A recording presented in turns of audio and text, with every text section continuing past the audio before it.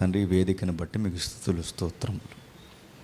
కాలయాపన చేయక మరికొన్ని సంగతుల లోతుల్లోనికి మమ్మల్ని నడిపిస్తారని కోరుతూ, తండ్రి, నా ముందు చెప్పిన సహోదరుని యొక్క వర్తమానమును నడిపించిన మీరు తండ్రి మమ్మల్ని కూడా నడిపిస్తారని అర్థిస్తూ, ప్రత్యక్షంగా పరోక్షంగా ఎవరైతే ఈ మాటలు వింటున్నారో వారితో కూడా మీరు మాట్లాడతారని ఎదురు చూస్తూ క్రీస్తున్నామని ప్రార్థన సమర్పిస్తున్నాం తండ్రి. ఆమేన్. మరికొన్ని విలువైన సంగతులు విందాం. నిజానికి మనం కొన్ని వారాలుగా ఒక లోతైన అధ్యాయాన్ని మనం ప్రారంభించాం. ఎంతమందిని దీన్ని ఫాలో అవుతున్నారు నాకు తెలియదు, కానీ ఖచ్చితంగా ఇలాంటి విషయాలు తెలుసుకోవాలి. చాలామంది అనుకుంటారు, ఇలాంటి విషయాలు తెలుసుకోవడం అవసరమా అని మీరు అడిగితే బైబిల్ చెబుతుంది చాలా అవసరం. ఎందుకంటే ఎప్పుడు చాలా కార్పొరేట్ సంఘాలు చూస్తుంటే వాళ్ళు ఎప్పుడు ఏం చెప్తారంటే బ్లెస్సింగ్ కోసమే చెప్తారు, దీవెనలను మాత్రమే మాట్లాడతారు. బైబిల్లో దీవెనలు ఒక్కటే లేవు, బైబిల్లో చాలా సంగతులు ఉన్నాయి. ఒకసారి టూకీగా వచనం చూసి మన దర్యాప్తులకు మనం వెళదాం. కొరింథీయులకు రాసిన మొదటి పత్రిక. అపోస్తుడైన పౌలు కొరింథీ సంఘానికి రాసిన మొదటి పత్రిక 3వ అధ్యాయం మొదటి వచనం నుండి, సహోదరులారా, ఆత్మ సంబంధమైన మనుషులతో మాట్లాడినట్లు నేను మీతో మాట్లాడలేకపోతుని, శరీర సంబంధులైన మనుష్యులే అనియు, క్రీస్తునందు పసిబిడ్డలే అనియు మీతో మాట్లాడవలసి వచ్చెను. అప్పటిలో మీకు బలము చాలకపోయినందున పాలతోనే మిమ్మల్ని పెంచితిని, కానీ అన్నముతో మిమ్ములను పెంచలేదు. మీరింకనూ శరీర సంబంధులై ఉండుట వలన ఇప్పుడును మీరు బలహీనులు కారు. ఆ చదివిన వచనాల్లో ఏమర్థం? పౌలు గారు అంటున్నారు, సార్వత్రిక సంఘంలో స్థానిక సంఘమైన కొరింథీ సంఘమైన మీతో నేను చాలా సంగతులు మాట్లాడాలనుకున్నాను, స్టాండింగ్ లేదంటున్నాడు. అందుకే మనం పదే అనుకునేది, జ్ఞానము చెప్పేవాడిని బట్టి ఉండదు, మరి వినేవాడిని బట్టి ఉంటుంది. పౌలు గారి దగ్గర చాలా లోతైన నిగూఢమైన సంగతులు ఉన్నాయి. ఆ సంగతులు ఆయన బయటికి చెప్పలేకపోతాడు, ఎందుకంటే వాటిని విని ఆశించి దాని మీద విశ్వాసంతో ముందుకు నడిచేంత క్యాపబిలిటీ కలిగిన బిలీవర్స్ లేరట. మరి వాళ్ళకి ఏం కావాలి? శరీర సంబంధమైన విషయాలు. మీరు చూడండి, ఎప్పుడు పొండి కొన్ని సంఘాలు మనం చూస్తుంటే ఎప్పుడు దీవులే. మరి దీవులతో ఏమైపోతారు నాకేం అర్థం అవుతుంది. ఇల్లు ఇచ్చాడు, కారు ఇచ్చాడు, బిడ్డల్ని ఇచ్చాడు, పెళ్ళి చేస్తాడు. పెళ్లి చేసిన తర్వాత ఆ బిడ్డలు పుడితే ఆ బిడ్డలకే పెళ్లి చేస్తాడులే. ఇంకెప్పుడు ఇవే ఏ రిఫరెన్స్ ఎతికినా వాటికి సూటబుల్ రిఫరెన్స్ ఎదుక్కునే ప్రసంగాలు చేయడమే తప్ప, మనం ఎతికినా మన వయసు అంతా ధ్యానించినా సరిపోనన్ని విషయాలు ఉన్నాయి బైబిల్లో. మనం ఎంత ఎతికినా మన వయసు సరిపోదు, అన్ని విషయాలు ఉన్నాయి. ఒకటి కాదు, రెండు కాదు, కొన్ని సంగతులు చూస్తుంటే పిచ్చి లేస్తుంది. అరే, ఈ వచనాలు ఏంటని మీకు విషయం చెప్పనా? దయ్యాలు గూర్చి చెప్పాలని నేను చాలా ఆసక్తి కలిగి దర్యాప్తు మొదలెట్టాను. దయ్యాలు గూర్చి ఎందుకని అనుకోకండి, అడితో చాలా పెద్ద రగడ ఉంది మనకి. దాని గూర్చి చెప్పడానికి మొత్తం ఈ దర్యాప్తు అంతా ప్రారంభించాం. కానీ విషయం ఏంటి చెప్పనా, అందులో కొన్ని ప్రాక్టికల్ విషయాలు చెప్పడానికి, అసలు రిసీవింగ్ చేసుకోవడానికి ఆ స్టాండింగ్ ఉందో లేదని నాకు డౌట్ వస్తుంది. ఈ మాట పౌలు గారు అంటున్నారు, శరీర సంబంధాలు మీరు ఎలా ఉన్నారంటే, ఆయన చెప్తే ఎందాం, ఈయన చెప్తే ఎందాం, అలా చెప్తే ఎందాం, ఇలాంటి శరీర సంబంధమైన బుద్ధులే మీకున్నా. కానీ కొరింథీ సంఘమా, అసలు లోతైన వాక్యంలోకి వెళ్ళాలన్న ఆశ ఉందా? మీరు ఏదో ఎదిగిపోయారని ఇప్పుడు బిర్యానీ పెడితే చచ్చిపోలో ఉన్నారు అన్నాడు. మీకు అన్నం పెట్టలేను, పాలే అంటే ఎప్పుడూ పాలే. కొన్ని సంఘాలు చూస్తుంటే ఎప్పుడు అలాంటి లేత లేత మాటలే, దీవెనలు అంటే వీళ్ళకి 60 ఏళ్ళు వచ్చినాయి ఇంకా ఏం నోట్లు ఎట్టుకుని తిరుగుతున్నారు, పాలతిత్తులు. కొంతమంది మీ సీనియారిటీ ఎంతమ్మా, 50 సంవత్సరాలండి. మీ సీనియారిటీ ఎంతమ్మా, 40 సంవత్సరాలండి. మీ సీనియారిటీ ఎంతండి, 20 సంవత్సరాలు. మరి బైబిల్లో ఇలా ఒక వ్యవస్థ ఉందట, ఒక కౌన్సిల్ దేవుడు పరిపాలిస్తున్నట్టు, ఆ కౌన్సిల్ భూమి మీద ఉన్న విషయాలు రన్ చేస్తుందంటే తిరగేసి అన్నారట, పాలతిత్తి ఇలా బయటికి తీసి కౌన్సిల్ ఏంటి అన్నారట, పాల బ్యాచ్. ఇలాంటి విషయాలు అర్థం అవ్వట్లేదు. కొన్ని విషయాలు చెప్తుంటే కొంతమంది అనుకుంటున్నారంట, నాకు తెలిసింది ఎప్పుడవుతుందో ఈ తరగతి అనుకుంటున్నారు. అవ్వదు. మీరు ఎలా ఉంటే ఆ పాలకాయ పగలగొట్టే వరకు అవగొట్టను, గుర్తుపెట్టుకోండి. చాలా విషయాలు ఉన్నాయి, ఒకటి కాదు. నిజంగా నేను చెప్తున్నాను, మీకు ఇనే ఆసక్తి ఉంటే చెప్పేవాడు ఇంకా దర్యాప్తు చేసి చెప్తాడు. ఎన్ని విషయాలు ఉన్నాయి బైబిల్లో, వాటి జోలికి పోరండి, అదే బాధాకరం. 52 వారాల్లో కనీసం ఒక లోతైన సంగతి ఒకటైనా చెప్తారని కొన్ని పెద్ద సంఘాలు చూస్తే ఏం చెప్పరండి. ఒకవేళ వాళ్ళు చెప్పే ప్రయత్నం చేస్తే ఈ విశ్వాసులు కూడా ఆ సంఘానికి రారు, వెళతారు. ఆ సంఘం ఎలా ఉంటే వెళతారంటే, ఈరోజు ఒక ట్రెండ్ వచ్చింది, కళ్యాణ మండపాల్లో ఉంటే వెళ్తున్నారు అంతే. ఆ అట్మాస్ఫియర్ ఉండాలన్నమాట. మొన్న ఒక మంచి గొప్ప సేవకుడు ఒక మంచి కొటేషన్ పెట్టాడు ఫేస్బుక్లో, నేను ఒక లైక్ ఇచ్చాను. ఆయన ఏమన్నాడంటే, భవిష్యత్తు తరాలకి మనం ఇచ్చేది ఏదన్నా ఉంది అంటే నాణ్యమైన వాక్యాన్ని ఇవ్వట్లేదట.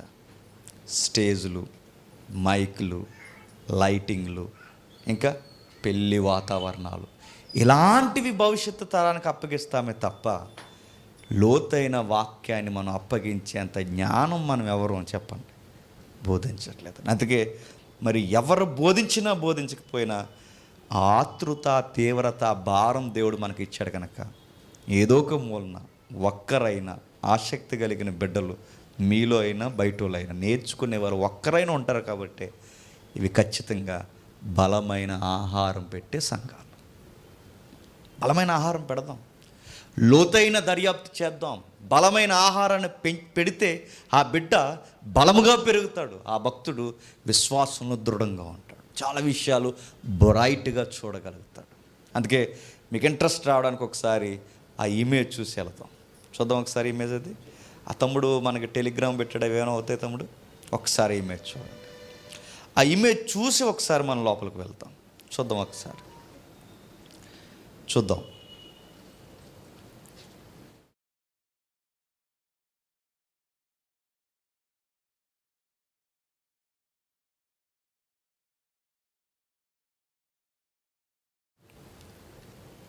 సరే, కొన్ని విషయాలు మనం ధ్యానిస్తున్నాం. ఆ విషయాల పరంపర మనకు తెలుసు. అదృశ్య లోకం ఒకటి ఉంది, దృశ్యలోకం ఒకటి ఉంది. ఆ అదృశ్య లోకంలో కోటాను కోట్ల సమూహము అని చుట్టూ ఆవరించింది. అందులో రకరకాల కేటగిరీస్ ఉన్నాయి. అందులో ఉన్న కేటగిరీస్ అన్నీ మనం చూసాం. దైవపుత్రులు ఉన్నారు, పరిశుద్ధులు ఉన్నారు, నక్షత్రాలు ఉన్నారు, ఇంకా సైన్యాలు ఉన్నారు. గుర్తొస్తే చెప్పండి. జాగరుకులు ఉన్నారు, ఇంకెవరున్నారు? కోటాను కోట్ల దేవదూతలు ఉన్నారు. వీళ్ళందరికీ సెంటర్ ఆఫ్ అట్రాక్షన్గా మహా వెలుగుతో బేకరుడే కూర్చున్నాడు. ఆ కూర్చున్నవాడు ఆ చుట్టూ ఉన్న కౌన్సిల్ లేదా ఆ జడ్జెస్, అందులో ప్రధానులతో ఆయన కలిసి కూర్చొని భూమి మీద జరుగుతున్న విషయాలు ఏమున్నాయో ఈ సింహాసనాలు ఎక్కిన వారు ఎవరైతే ఈ పొలిటికల్ లీడర్స్ ఉన్నారో వీళ్ళ పరిపాలన ఎలా ఉందో ఆయన అక్కడ డిస్కషన్ చేస్తున్నాడట. అదే కదా లాస్ట్ వీక్ చూసాం మనం 82వ కీర్తన అంతా. దైవాల మధ్య నిలబడిన దైవం భూమి మీద అధికారాలకు ఎక్కిన వారు పేదోడికి అన్నం పెడుతున్నాడా లేదా చూస్తున్నారు, పేదోడికి గూడు నీడ ఇస్తున్నాడా లేదా చూస్తున్నాడు. ఈ పరిపాలన గురించి అక్కడున్న అధికారులు అక్కడ ఆర్గ్యుమెంట్ చేస్తున్నారట. పంచాయతీలో ఏం చేస్తున్నారు, జిల్లాలో ఏం చేస్తున్నారు, రాష్ట్రంలో ఏం చేస్తున్నారు, దేశంలో ఏం చేస్తున్నారు, ప్రపంచంలో ఏం చేస్తున్నారో ప్రతి పొలిటికల్ ఇష్యూ అక్కడ డిస్కషన్ జరుగుతుందట. అక్కడున్నవారు ఆ డిస్కషన్లో దేవుడు ఒక నిర్ణయాన్ని తీసుకుంటాడు. ఆ నిర్ణయము ఆ పాలకుడి మీద ఖచ్చితంగా దేవుడు ఎఫెక్ట్ ఇస్తాడు. చూస్తాడు వీడు ప్రజలను పాలించడానికి బదులు ప్రజలను పీడిస్తున్నాడంటే వాడి సంగతి త్వరలోనే దేవుడు చెప్పండి చక్కబెడతాడు. ఒకటి సింహాసనమైనా దించవచ్చు, లేదా వాణ్ణైనా తూంచేయవచ్చు. ఇది మనం చూస్తున్నాం. ఇలా చూస్తున్న విషయాలు మనం కొన్ని వారాలుగా నెల దాటి మాట్లాడుకుంటున్నాం. ఈ సబ్జెక్టు ఈరోజు మనకు కొత్తగా ఉంది, కానీ ఆది కాండంలో ఉన్న మనుషులకే ఈ విషయాలు తెలుసట. అర్థమైందా? ముఖ్యాంశాలు మరోసారి మళ్ళీ ఇప్పుడు మనకి 2023లో ఇప్పుడు మనం కొత్త కొట్టిన ఈ విషయాలు అదృశ్యలోకం, దృశ్యలోకం, అదృశ్య ప్రపంచం, దృశ్య ప్రపంచం. ఈరోజు ఈ విషయాలు మనకు కొత్తగా ఉన్నాయి, కానీ ఎప్పుడో పురాతనమైన మనుష్యులు, ఎప్పుడో ఆది పితరులు, ఆ టైంలో ఉన్న వాళ్ళకే ఒక వ్యవస్థ రన్ అవుతుంది. దానితోనే దేవుడు ఈ వ్యవస్థను రన్ చేస్తూ ఉన్నాడు. ఆయన జడ్జిమెంట్ కానీ పనిష్మెంట్ కానీ ఇవ్వాలనుకున్నప్పుడు వాళ్ళతో కలిసి రగడ స్టార్ట్ చేస్తాడని ఆ రోజున్న మనుషులకు తెలుసట. ఎవరాళ్ళు మర్చిపోకుండా చూద్దాం ఒకసారి వెళదాం. యోధపత్రిక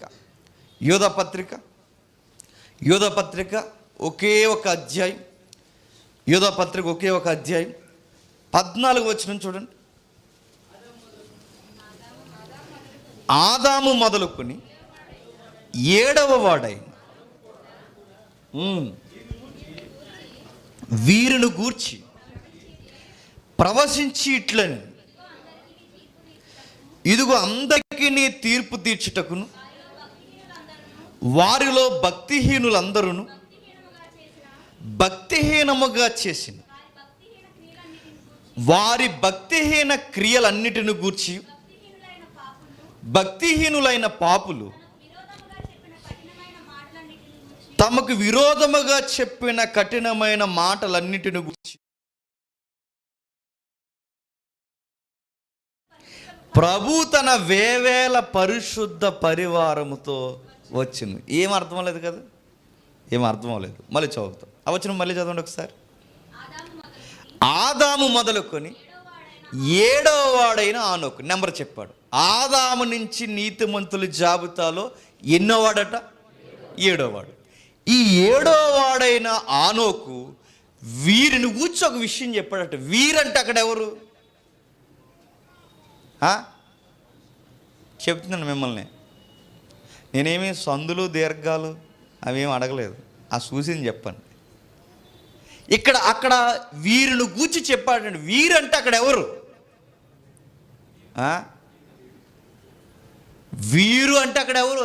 తెలుగు అండి, మన బైబిల్ అండి. వచ్చిన చూసి చెప్పమంటున్నానండి. ఇక్కడ వీరంటే ఎవరు? చూసారా, ఇంకా పాలకాయలు ఉన్నాయి ఇక్కడ. బిర్యానీ ఎట్టేస్తున్నా చచ్చిపోయేలా ఉన్నారు. వీరు అంటే సందర్భంలోకి వెళ్దాం పోయి. ఇప్పుడు మీకు అర్థమవుతుంది సందర్భం చెప్తే. ఆనోకున్నాడు దేవునితో నడుచుచు కొనుపోబడిన మనుష్యుడు. అది పెద్ద రికార్డ్ అయింది. ఆయన శరీరంతో వెళ్ళాడా, శరీరం లేకుండా వెళ్ళాడు, తర్వాత దర్యాప్తుంది, దాని జోలికి వెళ్ళదు. ఇప్పుడు వెళ్ళిపోయాడు. ఒక విషయం ఆయనకు బలంగా తెలుసట. ఏ విషయం ఆయనకు తెలుసు అంటే, జలప్రలయం వస్తాదన్న విషయం నా ఊహకే కాదట, ఆనోకు కూడా తెలుసట. జలప్రలయం వస్తుందన్న ఆనోకి ఆ విషయం ఎలా తెలుసు అంటే దేవుడే చెప్పాడట. కీర్తనలో కానీ క్రొత్త నిబంధనలో కానీ కొన్ని వచనాల సారం ఎలా ఉంటుంది, తన భక్తులకు చెప్పకుండా ఆయన ఏమీ చేయడట. అంటే ఆయన చెయ్యబోయే కార్యాలు, ఆయన తీసుకునే నిర్ణయాలు ఖచ్చితంగా నీతిమంతులైన తన భక్తులకు ముందే చెప్పి చేస్తాడు. ఈయన స్టైల్ ఏంటంటే చెప్పే చేస్తాడు. ఖచ్చితంగా చెప్తాడు నెక్స్ట్ ఏం చేయబోతున్నాడు. మనకు చెప్పలేదండి, రాకడ జరుగుద్దిరా అని చెప్పాడు లేదా? జరుగుద్ది. చెప్పే చేస్తాడు. ఇదిగో ఇలా కరువులు వస్తున్నాయి లేదా? వస్తాయి. చెప్పి చేస్తాడు. అలాగే ఆ రోజుల్లో ఒక విషయం చెప్పాడు. నా ఊహకే కాదు, ఆనోకు కూడా చెప్పాడు. ఏమని చెప్పాడంటే జలప్రలయం వస్తుంది అని. ఇప్పుడు డౌట్, జలప్రలయం వస్తుంది అని బాగానే చెప్పారు ప్రభా, ఇప్పుడు నేను ఏం చెప్పాలంటే ఈ వార్త ఈ ఊరు వాడ చెప్పమన్నాడు. ఈ ఊరు వాళ్ళలో ఎవరున్నారు? అక్కడ ఉంది చెప్పండి ఈసారి. భక్తిహీనులు, దుర్మార్గులు, అవిశ్వాసులు, దేవునికి విరోధులు. అంటే ఇప్పుడు వీరు అంటే కనబడిన అదృశ్యలోకంలో ఉన్న వాళ్ళు కాదు, చెప్పాలి దృశ్యలోకంలో ఉన్న భ్రష్టులు. వీరిని కూర్చో ఒక విషయం చెప్పాడు. వీరంటే ఎవరంటే ఇదిగో ఆ అవిశ్వాసులైన మనుషులు. వీరిని కూర్చో ఒక విషయం చెప్పాడు. ఏమని చెప్పాడు? ఒరే మీకు ఒక విషయం అర్థం అవట్లేదు, ఇదే ప్రపంచమని బతికే కంటే జలప్రలయం రాబోతుంది, ప్రళయం రాబోతుంది. ఆ రోజు ఈ వంకరులు అందరూ అడుగుతారు, ప్రళయం రాబోతుంది అనడానికి సైన్ గుర్తేంటి అని అడుగుతారు. అంతే కదండి. యేసుప్రభు రాబోతున్నాడంటే అవునా అంటున్నారు.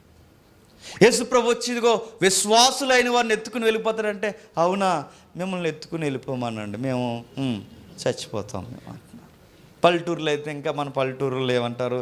అవునరా మీరందరూ బతికేయండిరా, మేము అందరం చచ్చిపోతాం, మీరు ఉట్టి కట్టుకుని ఇలా అంటారు. ఆ రోజుల్లో కూడా అన్నారట. ఏమని అంటున్నారంటే ఇదిగో మీరు బతికేయండి, అయినా జలప్రలయం వస్తుందని గుర్తు ఏంటంటే ఎవరు నమ్మినా నమ్మకపోయినా ఆనోకు గుర్తుందట. బైబిల్లో రాయబడిన పదం చాలా విచిత్రంగా ఉంటుందండి. చూద్దాం ఒకసారి. ఆ వచనం అలాగే ఉంచండి, మళ్ళీ వద్దాం. ఒకసారి ఆది కాండానికి రండి, ఆనోకు గారి దగ్గరికి. ఆది కాండము 5వ అధ్యాయం, ఆది కాండం 5వ అధ్యాయం, ఆది కాండం 5వ అధ్యాయం 21వ వచనం నుండి. ఆనోకు 65 ఏండ్లు వాడై బ్రతికి మెతూషలను కనెను. ఆనోకు మెతూషలను కనిన తర్వాత 300 ఏండ్లు దేవుడితో నడుచుచు కుమారులను కుమార్తెలను కనెను. ఆగుతాం. ఆనోకు లైఫ్ స్టైల్ని 2 భాగాలు విడదీయండి, రౌండ్ ఫిగర్లు తీసుకుందాం. 60కి ముందు ఒక లైఫ్, 60 తర్వాత ఒక లైఫ్. 60కి ముందు జీవిత విధానం ఒకలా ఉంది, 60 తర్వాత జీవిత విధానం ఒకలా ఉంది. ఇప్పుడు అడుగుతున్నాను, 60కి ముందు 60 తర్వాత మధ్యలో ఏం జరిగింది? కుమారుడు పుట్టాడు. ఎవరా కుమారుడు? మెతూషల. ఆ మెతూషల అన్న కుమారుడు పుట్టినందుకు ఆ పుట్టుక ఆనోకు జీవితంలో పెను మార్పును తెచ్చిందట. అంటే మెతూషల పుట్టుకకి, ఆనోకు భక్తికి, ఆనోకు చేస్తున్న భక్తిలో ఆయన చేస్తున్న సువార్తకి, యోధా పత్రికలో కోట్ చేసిన రిఫరెన్స్కి, వీటన్నిటికీ ఒక లింక్డ్ డాక్యుమెంట్ ఉన్నట్టు కనబడుతుంది. చూడండి, నీకు అర్థమవుతుందా? బిర్యానీ అంటే ఎలాగ ఉంటుంది? ఇదంతా ఒకేలా, అంటే ఒక్కదానికొకటి లింక్ ఉంది. ఎలా ఉందంటే అంటే ఇప్పుడు 60 వరకు ఒక జీవితం, 60 తర్వాత ఈయన జీవితం ప్రభావితం చేయబడింది. ఎందుకు ప్రభావితం చేయబడింది? 60 ఏళ్ళు దేవుడితో నడిచానన్న పదం అంత హైలైట్గా మనకు కనబడలేదు, కానీ 300 ఏండ్లు దేవుడితో నడిచిన 300, 1 కాదు, 2 కాదు, 3 కాదు, 300 ఏండ్లు లింగుమని 3 వారాలు ఉండలేకపోతున్నామ్మా. 3 సంవత్సరాలకి మన బాప్టిజం తిరగబడిపోతుంది. 3 రోజులకే మారిపోతున్నాం. కానీ 300 ఏండ్లు అలా ఉండగలిగాడంటే ఏదో బలమైన కారణం ఉంది, అంతే కదండి. 300 ఏండ్లు కుడి ఎడమలు తిరగకుండా అంత బలంగా ఉండగలిగాడంటే అంత బలమైన కారణం ఏముందండి? తన ఎదురుగానే ఒక ఆధారం, ఒక రుజువు తిరుగుతుంది. ఆ ఆధారము, రుజువు, గుర్తు ఎవరో తెలుసా? తన కొడుకు. మెతూషల అనే హెబ్రూ శబ్దానికి అర్థం ఏంటంటే, పండితులు చెప్పిన వివరణే చెప్తున్నాను. మెతూషల అనే పేరుకు అర్థం ఏంటంటే, నీ కుమారుడు మరణించిన తర్వాత అంతము జరుగు. అంటే మెతూషల అన్న పేరు ఎందుకెట్టారు? ఆయన మరణించిన వెంటనే ప్రళయం వచ్చి ఈ లోకం ఏమవుద్దట? అంతమైపోద్ది. ఆయన మరణించిన తర్వాత అంతము జరుగునని అర్థం వచ్చే పేరే చెప్పండి మెతూషల. మెతూషల అన్న పేరు అంటే భక్తుల పేర్లకి పరిస్థితులకి సంబంధాలు ఉంటాయి. భక్తుల పేర్లకి రాబోతున్న పరిస్థితులకి సంబంధాలు ఉంటాయి. మన పేర్లకే ఏ సంబంధాలు ఉంటాయి? పేరు ఒకటి, బతుకు ఒకటి. మనకి ఎవరండి ఆయన అలా తాగేసి పడిపోతుందంటే, ఎవరేటి ఆయన? అబ్రహాం గారు అలాగే తాగేస్తారు. అలా పడిపోతారు ఆయన బ్యాండీ తాగి. ఈయన ఎవరండి ఇలా పడిపోతున్నారు? మిక్కిలి సాత్వికుడు మోసే సారదాగెత్తాడు. ఎవరండి వీడు సంఘంలో పచ్చిబూతులు మాట్లాడుతుంది? శారమ్మ ఎవరనుకుంటారు? పేరు ఒకటి, బతుకు ఒకటి. పేరు ఒకటి, బతుకు ఒకటి. కానీ బైబిల్ అలా కాదు. వాళ్ళ పేర్లే బతుకులు, వాళ్ళ బతుకులే పరిస్థితులు, ఆ పరిస్థితులు తగ్గ పేర్లే భవిష్యత్తు ప్రవచనాలు. అలాగే ఉంటాయి వాళ్ళ పేర్లు. అందుకే ఈ మెతూసల అనే పేరు ఎందుకు పెట్టాల్సి వచ్చిందంటే, తన ఆనోకు అంటే తన తండ్రి అయిన ఆ మెతూసల తండ్రి అయిన ఆనోకుకి దేవుడు ఏదో చెప్పాడు. ఆ చెప్పిన తర్వాత ఆ కొడుకు పుడుతున్నప్పుడు ఆయనలో పెను మార్పు వచ్చింది. ఏం చెప్పాడు? ఇదిగో నీ కొడుకు బతుకున్నంతకాలం ఈ లోకానికి ఏమవుదు, ఈ కొడుకు వెళ్ళిపోయిన వెంటనే ఈ లోకం గతి ముగిసిపోతుంది. మీరు ఇంటికి వెళ్ళిన తర్వాత జాగ్రత్తగా లెక్కలేయండి.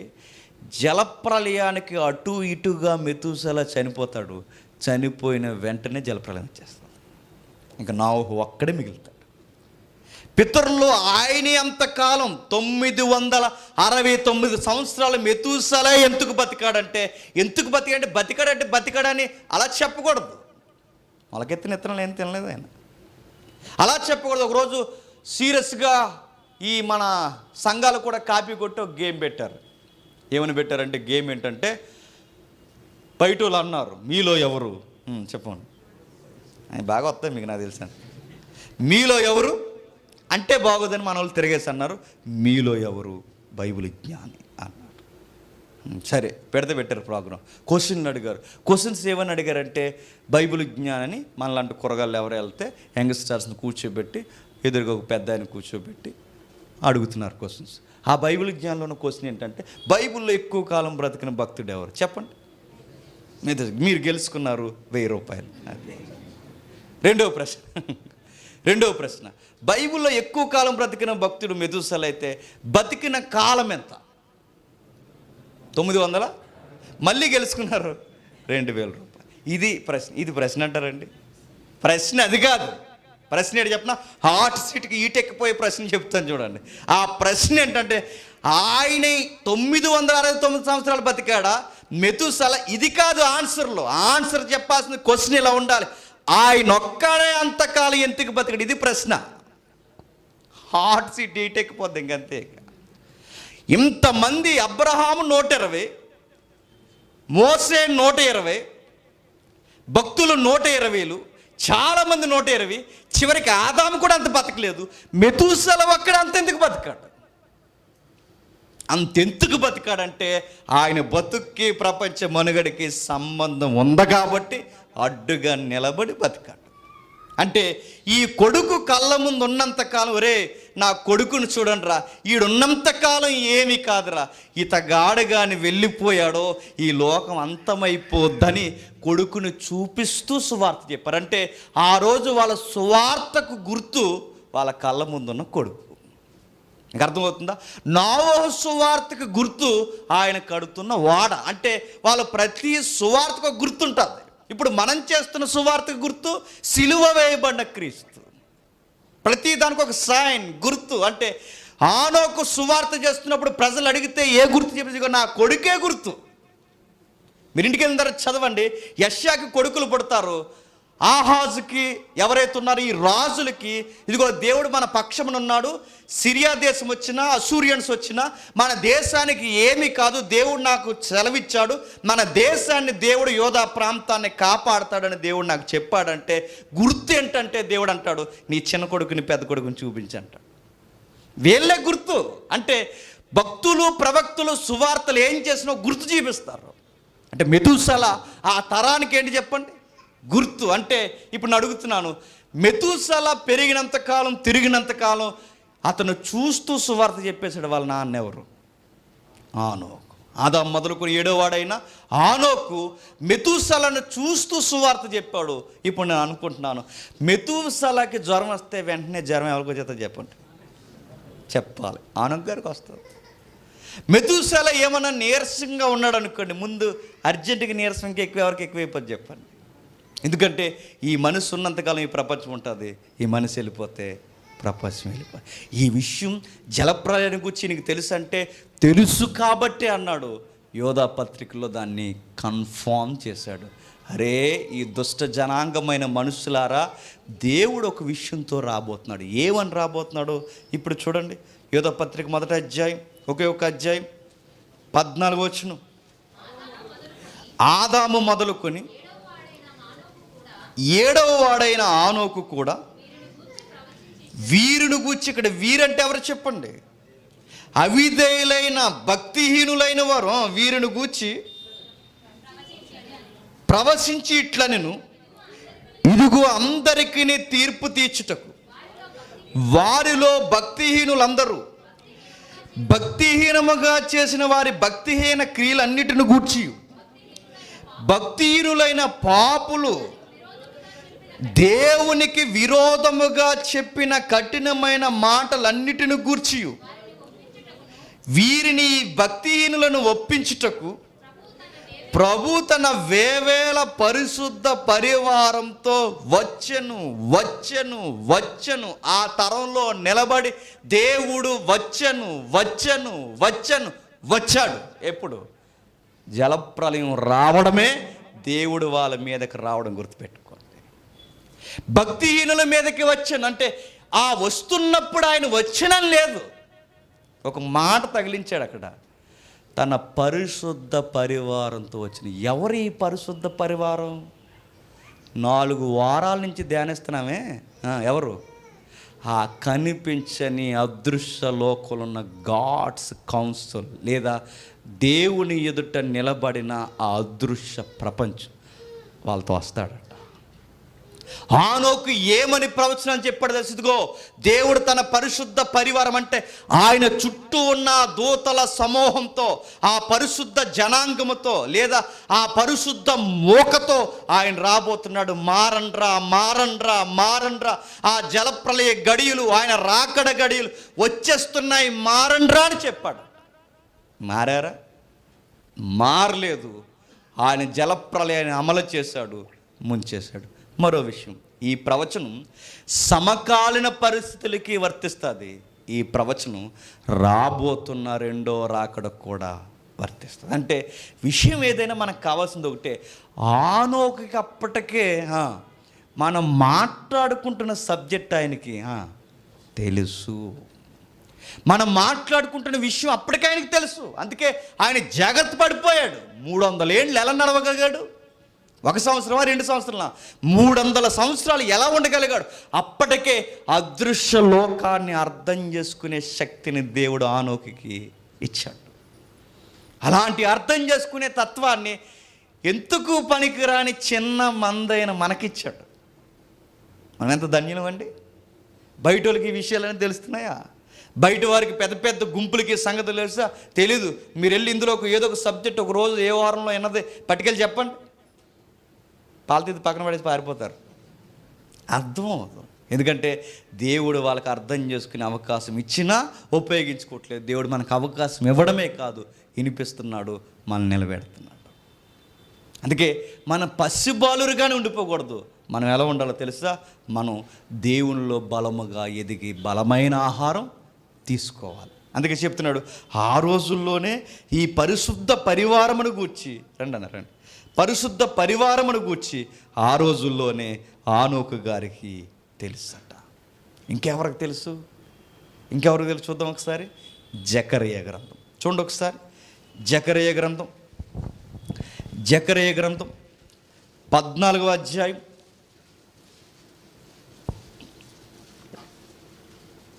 14వ అధ్యాయం 3వ వచనం నుండి. అప్పుడు యెహోవా బయలుదేరి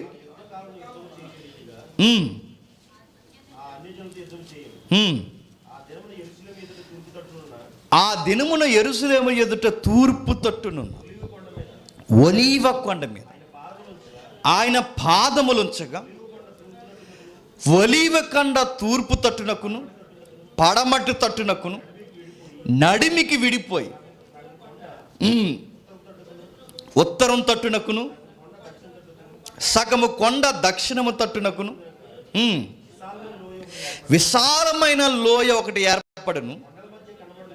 కొండల మధ్య కనబడు లోయ ఆజీలు వరకు సాగగా మీరు ఆ కొండ లోయలోనికి పారిపోదురు.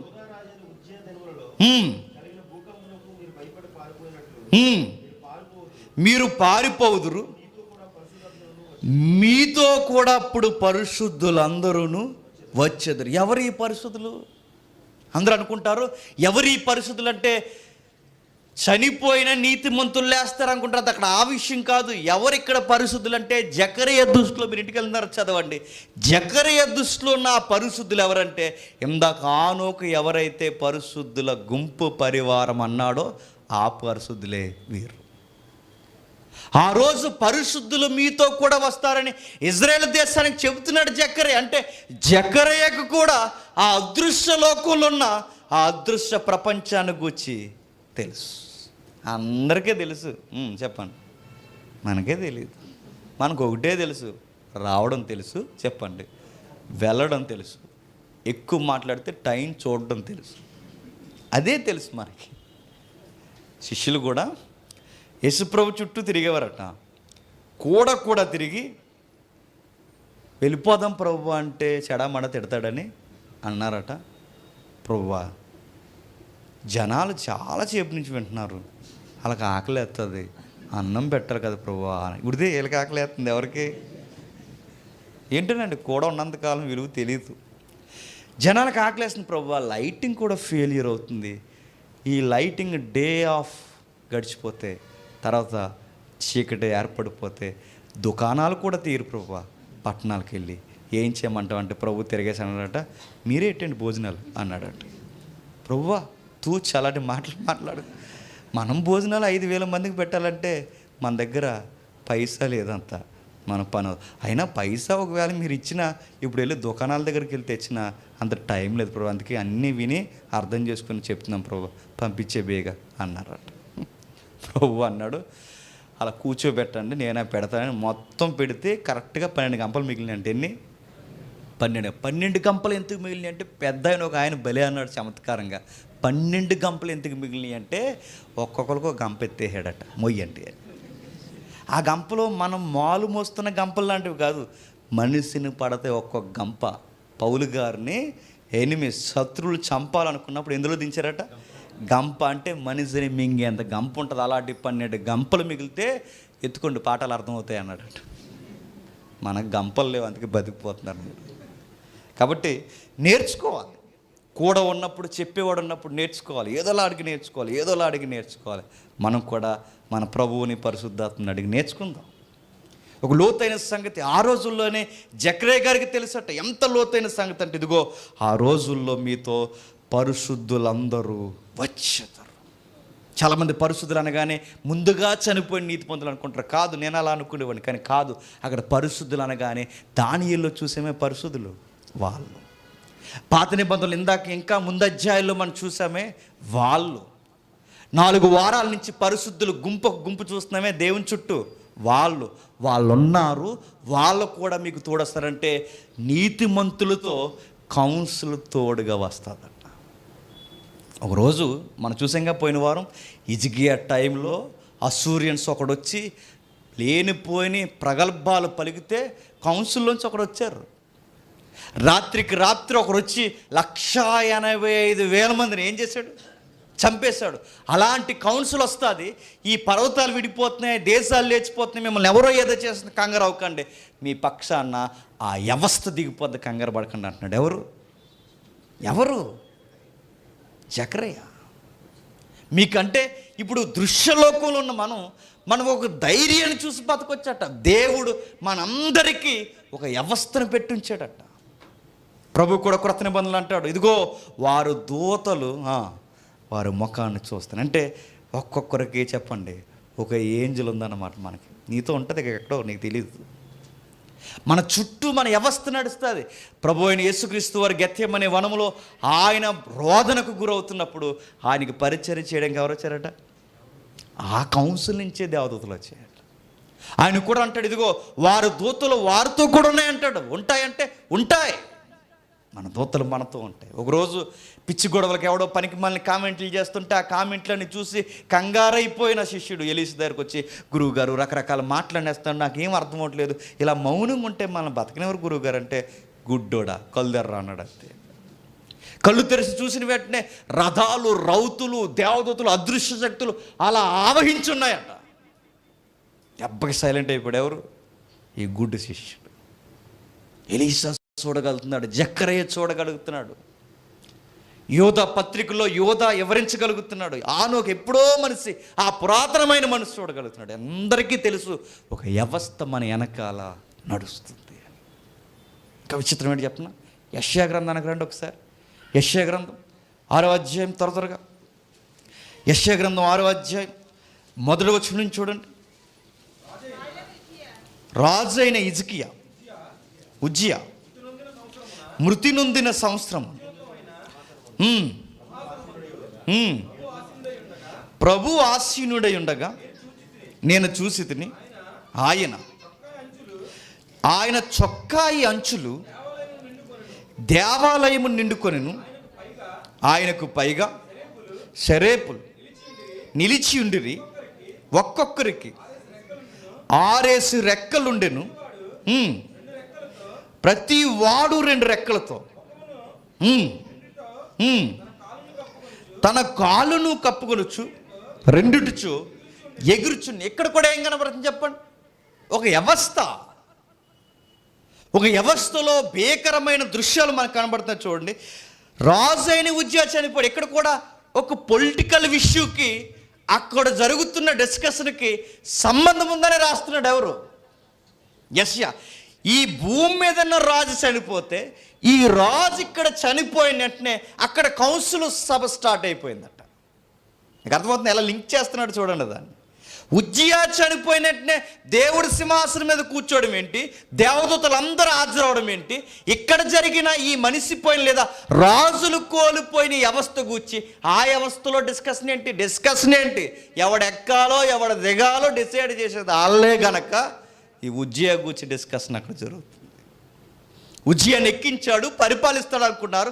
ఉజ్జియా కొంతకాలం బాగున్నాడు, కొంతకాలం పాడైపోయాడు.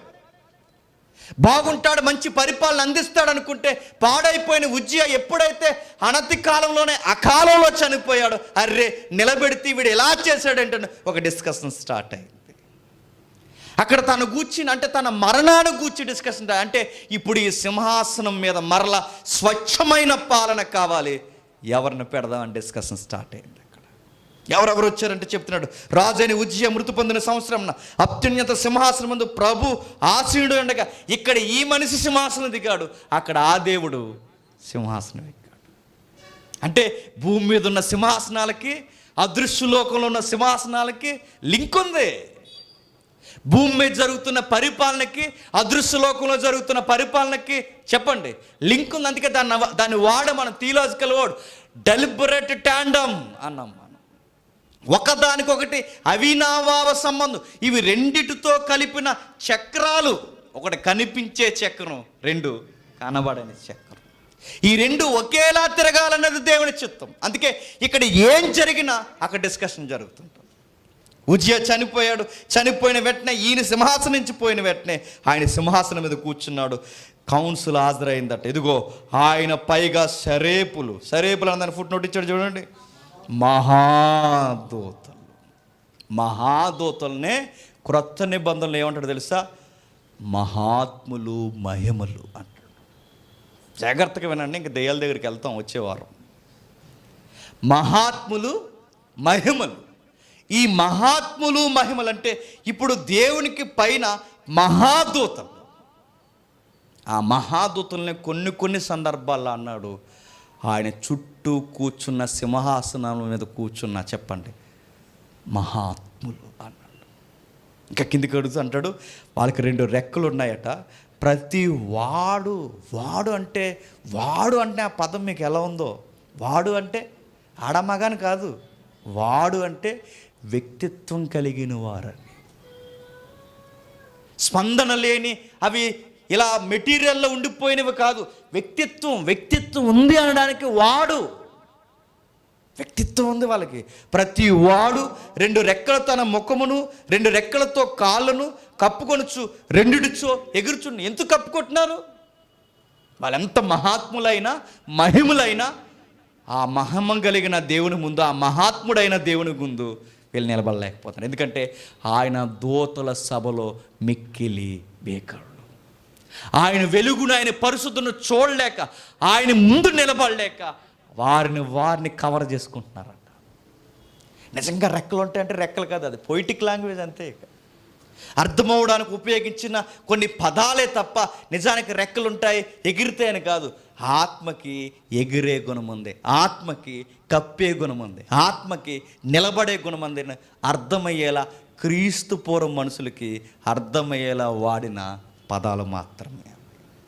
నిజంగా రెక్కలు ఉంటాయి, చిన్న పిల్లల్లా ఉంటారు, కన్ని పిల్లల్లా ఉంటారని ఆ ఇమేజ్లోకి వెళ్ళకండి. దేవదూతలకి అలా ఫీల్ అవ్వకండి.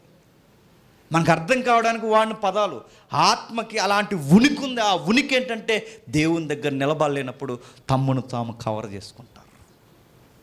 అలాంటి దిక్కున జరుగుతున్నప్పుడు వారు సైన్యములకు అధిపతియగు యెహోవా పరిశుద్ధుడు సర్వలోకానికి మహిమతో నిండి ఉన్నదని అని గొప్ప స్వరముతో గాన ప్రతిగానములు చేయించుండరు. ఓ పదం అన్నారు చూడండి, సర్వలోకము ఆయన మహిమతో నిండి ఉన్నది. ప్రభువా, సర్వలోకము నీ మహిమతోనే నిండి ఉండాలి. అది అదృశ్యలోకమైన దృశ్యలోకమైన సర్వము నీ సార్వభౌమాధికారం కిందకి రావాలి, నీ సవర్ణటి కింద ఉండాలి. దాని అందే ఉన్నాయి, దాని ప్రకారమే జరుగుతుంది. అందుకే ఉజ్జియా దిగాడు, మరొకరు ఎక్కబోతున్నారు. ఇవన్నీ ఈ మానవ అధికారాల మీద నువ్వు అధికారివై ఉన్నావు, నీ స్వాధీనంలోనే ఉన్నాయి ఇవన్నీ. అందుకే నీకు పాట పాడుతున్నాం, పరిశుద్ధుడు. ఒక పెద్ద ఆయన మంచి మాట అన్నాడండి, పరిశుద్ధుడు అన్నారు, ఇంకో పదం ఏదన్నా పెట్టొచ్చుగా అన్నారు. వాళ్ళ సాంగ్ పాడుతున్నారు కదండి, పరిశుద్ధుడు అన్నారు. పరిశుద్ధుడు అనే కన్నా ఇంకో పదం ఏదైనా పెట్టొచ్చుగా అంటే ఆ రైటర్ అంటాడు పెట్టకూడదు, పెట్టరు అంటారు. ఎందుకంటే ఆయనను వర్ణించడానికి అంతకు మించిన ఏ పదం లేదు, అంత పరిశుద్ధుడు. ఇక ఏ పదం పెట్టినా తక్కువే. ఆయన పరిశుద్ధుడు ఎందుకంటారు చెప్పిన, ఆయన అంత పరిశుద్ధుడు. పల్లవులో పరిశుద్ధుడు, చరణంలో పరిశుద్ధుడు, పాట స్టార్టింగ్లో పరిశుద్ధుడు, ఎండింగ్లో పరిశుద్ధుడు. ఆయన ఒకే ఒక్క పదానికి మించినవాడు పరిశుద్ధుడు. ఆశ్చర్యకరమైన మాట ఏంటంటే, వారి కంఠస్వరం వలన గడప కమ్ముల పునాదులు కదులుచు మందిరము ధూపము చేత నిండగా అప్పుడు అయ్యో నేను, ఆ పదం వదిలేకండి, నేను అయ్యో. ఇక్కడ నేనంటే ఎవరండి? నేనంటే ఎవరు? యెషయా. ఇప్పుడు బాగా వినాలి. మన స్టార్టింగ్ క్లాస్లో ఒక మాట మీకు గుర్తుందో లేదు, ఆ స్టార్టింగ్ క్లాస్ మనం చదువుతున్నప్పుడు ఆహాబు ఉన్నాడు, యెహోషాపాతు ఉన్నాడు. వీళ్ళిద్దరూ పొత్తు రాజకీయాలు చేస్తున్నారు. పొత్తు రాజకీయాలు అంటే ఇప్పుడు జరుగుతున్నాయి కానీ ఏపీలో పొత్తు రాజకీయాలు. అలాంటి పొత్తు రాజకీయాలు చేస్తున్నారు. అలాంటి అంటే మరి ఇదో గొడవ వైపు, అలాంటిదంటే అర్థమవడానికి చెప్తున్నాను. ఇలాంటి పొత్తు రాజకీయాలు చేస్తున్నప్పుడు ఈ పొత్తు రాజకీయాలు ఎత్తుకెళ్ళేస్తున్నాడు ఎవరు? ఆ టైంలో ఆహాబుని సింహాసనం దించడానికి అక్కడి నుంచి ఒక దూత వచ్చింది, జాగరకుడు. వెళ్ళి తనకు విరోధముగా తనను మెప్పించేలా అబద్ధములాడ ఆత్మగా నేను ఉంటాను అన్నాడు. వచ్చాడు, చెప్పకనే చెప్పాడు, మాట ఎండకుండా గుర్రాలు వేసి వెళ్ళిపోయాడు, చచ్చాడు, సింహాసనం దిగిపోయాడు. ఇప్పుడు జాగరకుడు రావాల్సిన అవసరం లేదు ఇక్కడ ఈ దర్శనంలో. ఎందుకు? ఆల్రెడీ సింహాసనం దిగిపోయాడు. ఎవరు? ఉజ్జియా. ఆల్రెడీ సింహాసనం వెళ్ళిపోయాడు. ఇప్పుడు ప్రత్యేకించి జాగరకుడు కాదు, ఇప్పుడు ఈ సింహాసనాన్ని వ్యవస్థని సరిచేసేవారు ఇప్పుడు కౌన్సిల్ నుంచి రావాల్సిన అవసరం లేదు. ఇప్పుడు ఎక్కడుండాలంటే ఈ దృశ్యలోకంలో ఈ విషయాన్ని అర్థం చేసుకున్నారు ఎవరు ఉన్నారంటే, ఈ విజన్, ఈ దర్శనాన్ని చూస్తున్న ఒక ఆయన ఉన్నాడు. ఎవరు? యెషయా. అప్పుడు అంటాడు నేను వెళ్తాను అంటాడు. యెషయాని పక్కనెట్టారు, మెస్సియాని ముందుకు తెచ్చారు. మీకు అర్థమవుతుంది? అందరికీ అర్థమవుతుందండి, ఎన్నోళ్ళకి అర్థమవుతుంది.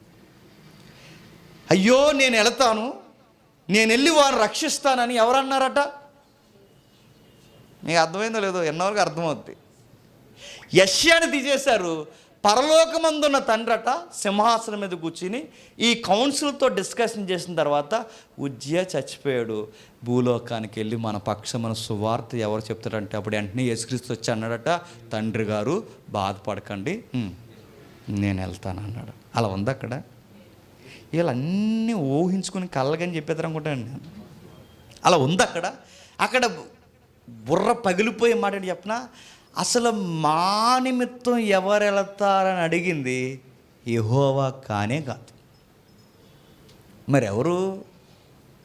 అక్కడ సింహాసనం మీద ఉజ్జియా ఇలా దిగినట్టునే ఉజ్జియా సింహాసనం దిగున అక్కడ సింహాసనం మీద ఎక్కిన ఆ సింహాసనం మీద ఎక్కిన ఆ దేవుడు ఎవరు? బుర్ర పగిలిపోయే మాట చెప్పిన యేసుక్రీస్తు. అదేంటండి తూచి అలా అంటున్నారేంటి? దేవదోసని అనుకోకండి, నిజంగానే యేసుక్రీస్తు. యేసుక్రీస్తు అని మనం ఎలా కన్ఫర్మ్ చేయగలం? ఇక్కడ నేను అంటే యెషయా, ఇక్కడ నేననే శబ్దంలో యేసుక్రీస్తు లేడు. మరి నేననేది యెషయా అయితే, మరి వెళ్తానన్నది యెషయా అయితే, మరి ఆ స్టోరీ నిజం కాకపోతే సింహాసనం మీద కూర్చున్నది యేసుక్రీస్తు అని మీరు ఎలా డిక్లేర్ చేయగలరంటే, నువ్వు చేయొద్దు నేను చేయొద్దు. అపోస్తులు ఒక పెద్ద ఆయన చేశాడు. ఆ పెద్ద ఆయన చేయడానికి కారణం ఆ ప్రభువే తనను తాను డిక్లేర్ చేసుకున్నాడు. ఎక్కడ? ఒకసారి చూడండి, యోహాను సువార్త 12వ అధ్యాయం. యోహాను సువార్త 12వ అధ్యాయం. వినాలండి ఇలాంటి సంగతులన్నీ. యోహాను సువార్త 12వ అధ్యాయం 39వ వచనం నుండి. యోహాను సువార్త 12వ అధ్యాయం 39వ వచనం. అందుచేత వారు నమ్మలేకపోయిరి, వేలయనగా వారు కన్నులతో చూసి హృదయముతో గ్రహించిరి, మనస్సు మార్చుకుని నా వలన స్వస్థపరచుకుంటున్నట్లు ఆయన వారి కన్నులను అంధత్వము కలిగజేసి వారు హృదయములను కఠినపరచునని యెషయా మరి ఒక చోట చెప్పున. యెషయా ఇప్పుడు మనం చదువు వచ్చిన చూసారా, వారు కన్నులు వారు అంధత్వం అని ఈ లైన్స్ ఉన్నాయి చూసారు, ఈ 4 లైన్స్. ఈ మాటలు యెషయా మరొక చోట చెప్పాడట. ఆ మరొక చోట ఏ చోట? 6వ అధ్యాయంలో చెప్పాడు. ఆ మరొక చోట ఏ చోటది? 6వ అధ్యాయం. 6వ అధ్యాయంలో యెషయా చెప్పాడు. యెషయా చెప్పిన దాన్ని ప్రభు చెప్తున్నాడు. ప్రభు చెబుతూ అన్నాడు, ఆ యెషయా చూసింది ఎవరినో కాదు, నన్నే చూశాడు. ఎక్కడుందా వచ్చును? 47 చూడండి. యెషయా ఆయన మహిమను చూసినందున ఆయన గూర్చి ఈ మాటలు చెప్పను. ఆయన అంటే ఈ సందర్భంలో ఎవరు చెప్పండి? యేసుక్రీస్తు. ఆయన మహిమనంటే ఇప్పుడు ఆ దేవదూతల మధ్య కూర్చున్న ఆయన ఎవరు? యేసుక్రీస్తు వారు. అంటే యేసుక్రీస్తు వారు అక్కడ కూర్చుంటే దేవదూతలందరూ ఫామ్ అయితే ఆ కౌన్సిల్ మధ్య ఆయన నిర్ణయాలు తీసుకుంటున్నాడట. భూమి మీదకి వచ్చినప్పుడు ఆయన మౌనంగా ఉన్నాడేమో కానీ పరలోకంలో ఎవరిని ఎలా నడిపించాలో అక్కడుండి పరిపాలన చేస్తున్నాడు. గుర్తుపెట్టుకోండి. దేవుని కుడి పార్శ్వమున కూర్చుని తన శత్రువులను పాదముల కిందకు వచ్చే వరకు ఆయన పరిపాలన చేస్తున్నాడు. ఈ మాట ఎవరు చెప్పాడు అనుకున్నాడు? 17 ఏళ్ళ ఆడపిల్లకి చెప్పింది గాబ్రియేల్ వచ్చి. ఎవరా 17 ఏళ్ళ ఆడపిల్ల? మరియమ్మ కూడా ఈ సబ్జెక్ట్ తెలిసాడు, మనకే తెలుసు. మరియమ్మకు కూడా చెప్పి, ఇదిగో ఆయన సింహాసనం, దావీదు సింహాసనాన్ని యుగయుగాల పాలన చేస్తాడు, తండ్రి సింహాసనం మీద కూర్చుంటాడు, ఇంత పెద్ద విషయాలు జరుగుతున్నాయమ్మా, ఆయన పక్షమున గర్భానమ్మోయి అన్నాడు. అందరికీ తెలుసండి, చెప్పండి. మనకే తెలియదు, మనకు ఒకటే తెలుసు, చెప్పండి. 9:15 అయిపోయింది, ఇంకా వదలరేటని తెలుసు మనకి.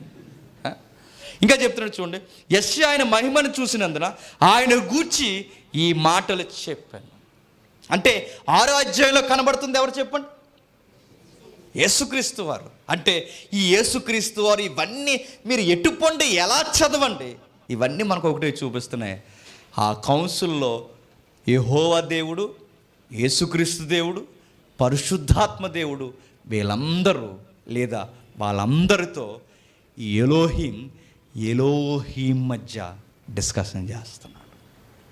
ఎలోహీం అంటే బహుళత్వం, ఎలోహీం అంటే మళ్ళీ బహుళత్వం. లాస్ట్ వీక్ చదివాంగా 82వ కీర్తనలో ఎలోహీముల మధ్య నిలబడ్డాడు, ఎలోహీం మధ్య నిలబడ్డాడు.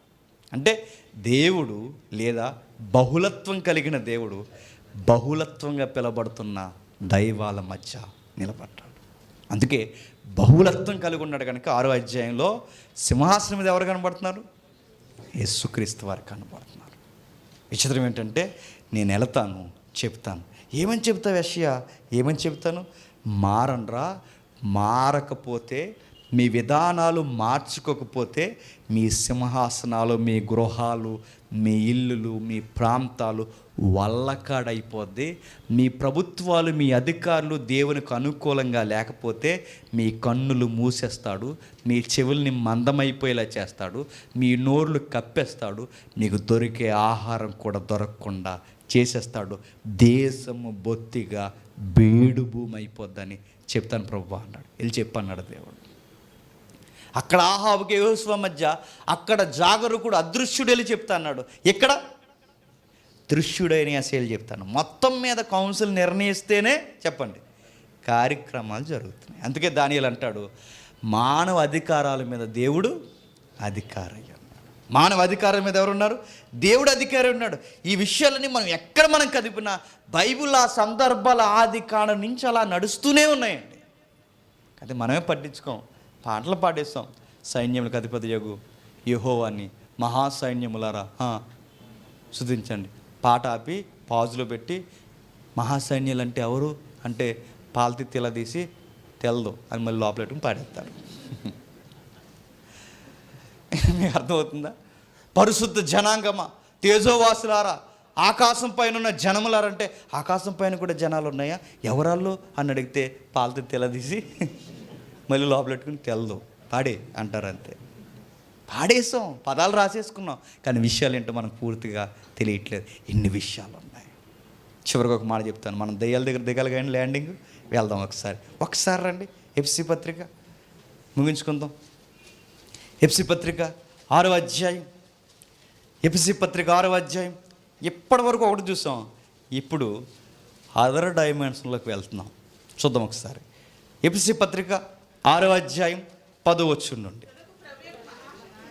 తుదకు ప్రభు యొక్క మహాశక్తిని బట్టి ఆయన ఎందు బలవంతులయుండుడి. ఎందుకు బలవంతులై ఉండాలంటే చెప్తున్నాడు చూడండి.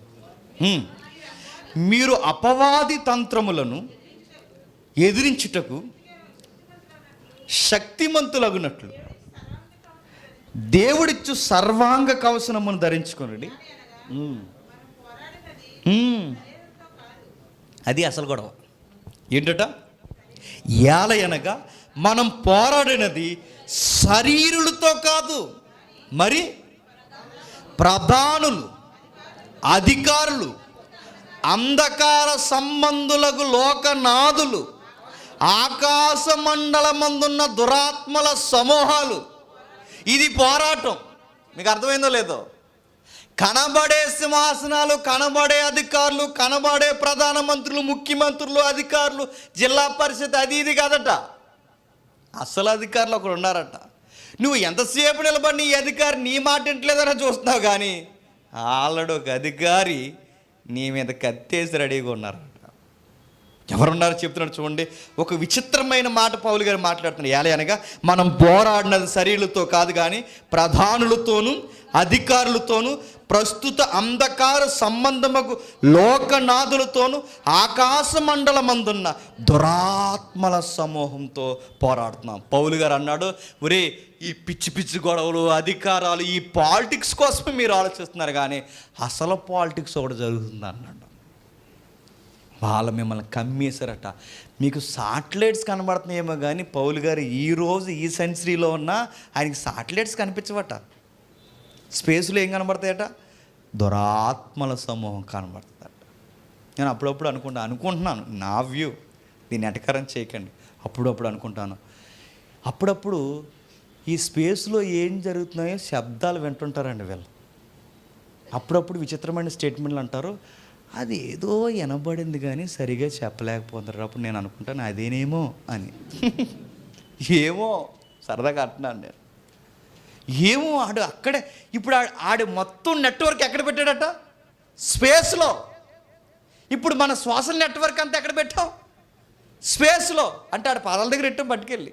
ఇంటర్నెట్ అంటే ఎక్కడుందండి? స్పేస్లోనే ఉంది. సాటిలైట్ సిటీ అంతా ఎక్కడుంది? స్పేస్లోనే ఉంది. పట్టుకెళ్ళి ఆడ కిందెట్టి జాగ్రత్తగా ఆపరేట్ చేయన్నాం. ఆ 2G అన్నాడు, 3G అన్నాడు, 4G అన్నాడు అన్నాడు. జాగ్రత్తగా వాడుకుని జాగ్రత్తగా బతికే దేవుడిని నేను జ్ఞాపకం చేసుకోకని ఒక తంత్రం వేసాడు మనకి. చూసారా, వాడి నెట్వర్క్ వేరు. వాడు ఎలా ఉన్నాడు తెలుసా? వాడి దగ్గర కూడా ప్రధానులు ఉన్నారట, అధికారులు ఉన్నారట. అంధకారం అంటే ఎక్కడ అక్కడ వాడి దగ్గర అంధకారం అంటే ఈడిది కూడా ఒక ప్రత్యేకమైన గవర్నమెంట్ అంట. టీవీ నేను తెలుతాయండి ఇవన్నీ. అర్థమైందో లేదు? దయ్యాలు ఉన్నాయంటే దయ్యాలే కాదు, దయ్యాల గవర్నమెంటే ఉందట. నీకు అర్థమవుతుందో లేదు? దేవుని కౌన్సిల్ ఎలా ఉందో వీడికి కూడా కౌన్సిల్ ఉంది. అంటే వీడు దేవుడులా ఒక కౌన్సిల్ మెయింటైన్ చేస్తున్నాడంటే వీడు చిన్నోడు కాదన్నమాట. నీకు ఆ మాట అర్థమైందో లేదో? వీడి చిన్నోడు కాదు. ఇందాక మనం చదివాం మహాత్ములు. ఆ మహాత్ములలో మహిమ కలిగిన వాడే దయ్యం. జాగ్రత్త.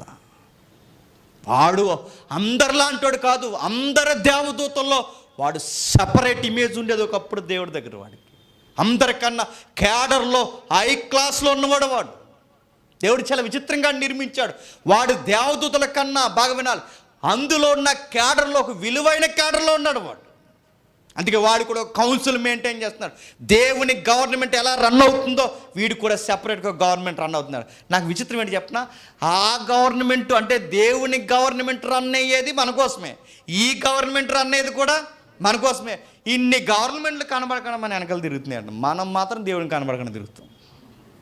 చూసారా, అదృశ్య శక్తులు ఇంత నిఘా వేస్తున్నాయి మన మీద. ఈ గవర్నమెంట్లోంచి అంటాడాడు అబద్ధాలు ఆడి ఎల్లకు వర్షం వచ్చేసిందిగా ఇవాళ ఎల్లకు అంటాడు. నిజమే, వర్షం వచ్చింది వెళ్ళకూడదని అని ఆడు తంత్రం. వాడు వర్షం వచ్చేసింది, ఇదిగో ఈ నవరాత్రాల్లో ఇస్తున్నారట ఎల్లకు అని అంటే అప్పుడు వెళ్ళకుండా ఉంటావా? అమ్మో రత్నం, వెళ్ళిపోతాం. అప్పుడు మాత్రం వెళ్ళిపోతాం.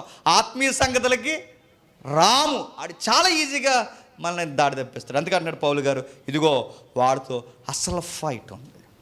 విషయం ఏంటి చెప్పినా, వీడు ఒక గవర్నమెంట్ మెయింటైన్ చేస్తున్నాడు. వీడు చిన్నోడు కాదు. అందుకే ఒక రోజు ఫైట్ జరుగుతుంది. ఎవరెవరికని?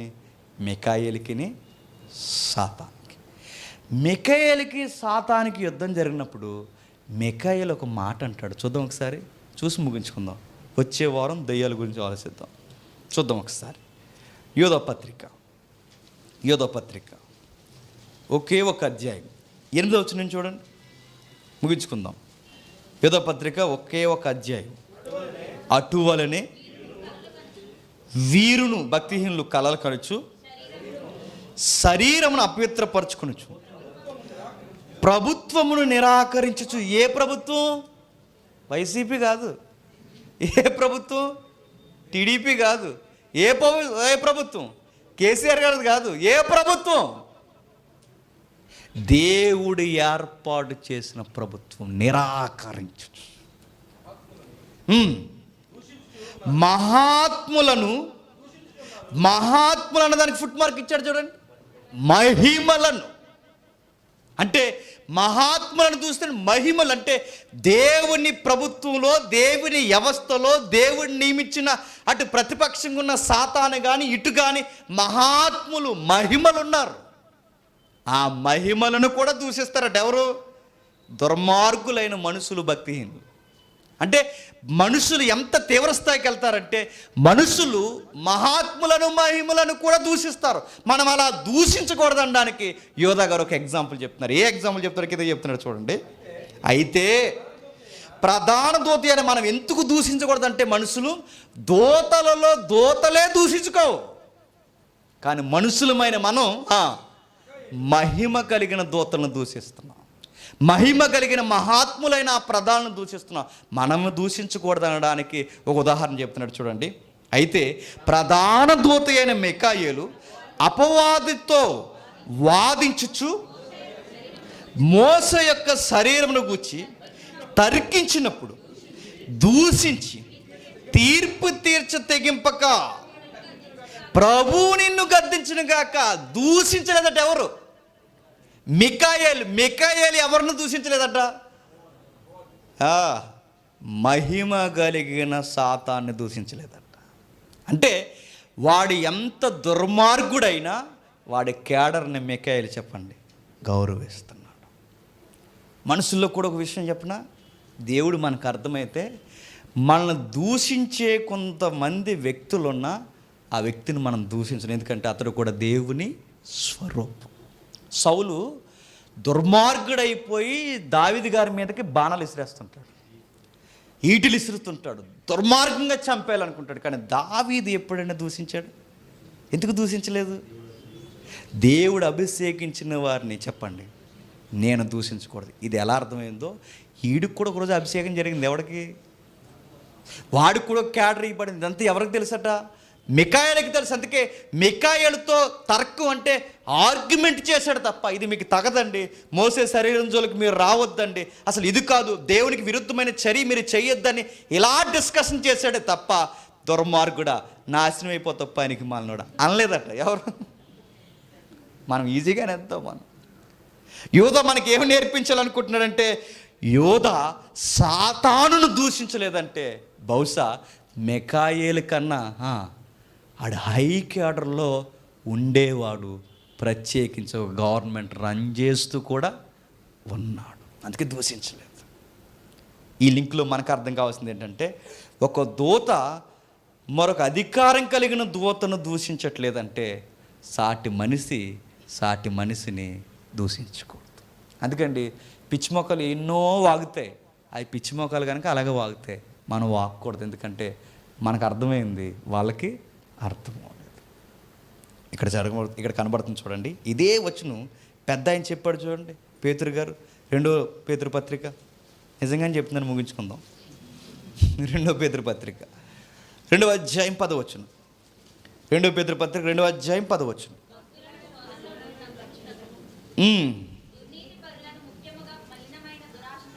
దుర్నీతి పరులు ముఖ్యమైన మలినమైన దురాశ కలిగి శరీరానుసారముగా నడుచుకొనుచు మళ్ళీ ప్రభుత్వం నిరాకరించు. కిందికి శిక్షలో ఉంచబడిన వారే తీర్పు దినము వరకు కావలులో ఉంచుటకు ప్రభు సమర్థుడు.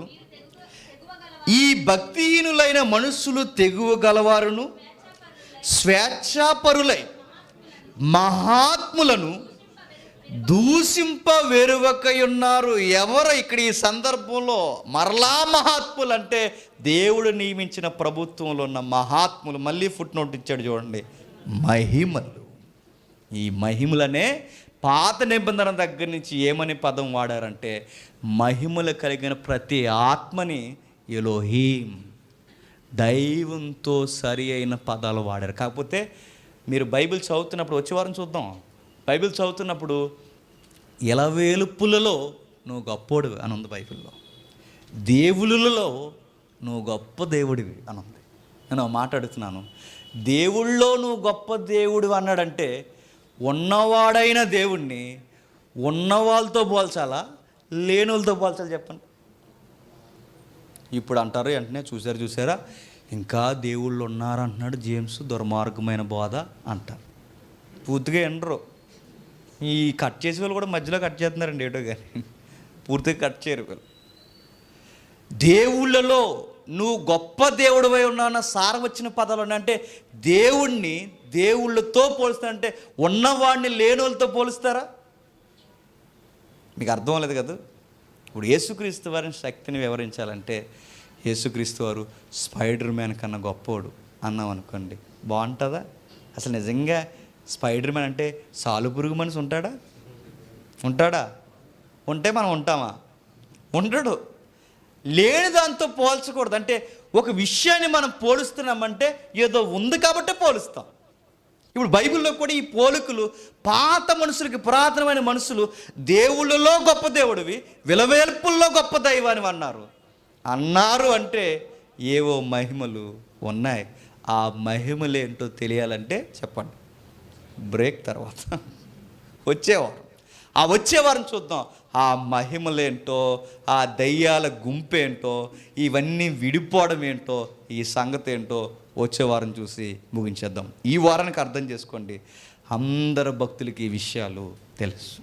జకర్యాకి తెలుసు, యోధా గారికి తెలుసు, ఆనోకుకి తెలుసు, పేతురు గారికి తెలుసు, ఇంకా చెప్పాలి యెషయా గారికి తెలుసు, మరియమ్మ గారికి తెలుసు. ఈరోజు చెప్పండి మనకు తెలుసు. కాబట్టి ఇలా తెలియజేసిన దేవునికి స్తుతులు ఆరోపిస్తూ దేవుడు మరింత మనల్ని దీవించునుగాక. ఆమేన్. ప్రార్థన చేసుకుందాం. ప్రేమగల తండ్రి, కృపగల దేవ, కొన్ని సంగతులు ఈ వారానికి